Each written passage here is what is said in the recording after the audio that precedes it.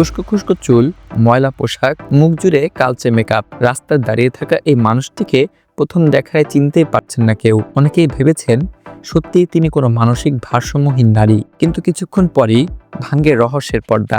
এই যে ছোট পর্দার জনপ্রিয় অভিনেত্রী কেয়া পায়েল, তার এই ভয়ঙ্কর রূপান্তর মুহূর্তেই সামাজিক যোগাযোগ মাধ্যমে ঝড় তুলেছে। হঠাৎ করে এমন ট্রান্সফরমেশন দেখে ভক্তদের মনের প্রশ্ন, এটা কি বাস্তব জীবনের কোনো ঘটনা, কি আসছে নতুন কোনো বড় চমক? অনেকেই ভেবেছিলেন হয়তো কোনো নতুন প্রজেক্টের প্রচারণা অথবা ভিন্নধর্মী কোনো চরিত্রের প্রস্তুতি। পরে জানা যায় আলোচিত এই লুকটি আসলে একটি নাটকের শুটিংয়ের অংশ।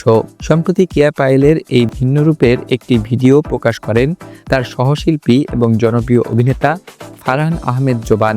ভিডিওতে দেখা যায় কেয়া একজন ভবঘুরে অথবা মানসিক ভারসাম্যহীন নারীর চরিত্রে দাঁড়িয়ে আছেন।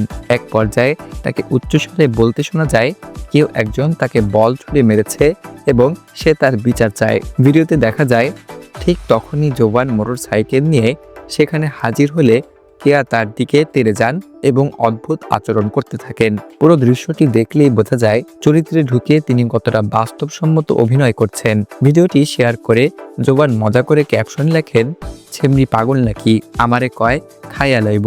ভিডিওটি প্রকাশের পরপরই সামাজিক যোগাযোগ মাধ্যমে শুরু হয় আলোচনার ঝড়। অনেকেই মন্তব্য করছেন প্রথম দেখায় তারা কেয়া পায়েলকে চিনতে পারেননি।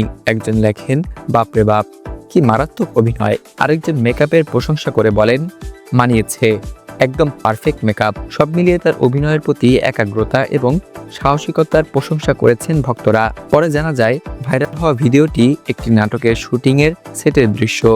যদিও নাটকের নাম এখনও প্রকাশ করা হয়নি, তবে নিশ্চিত করা হয়েছে যে এই নাটকে জোবান এবং কেয়া পায়েল একসঙ্গে কাজ করছেন।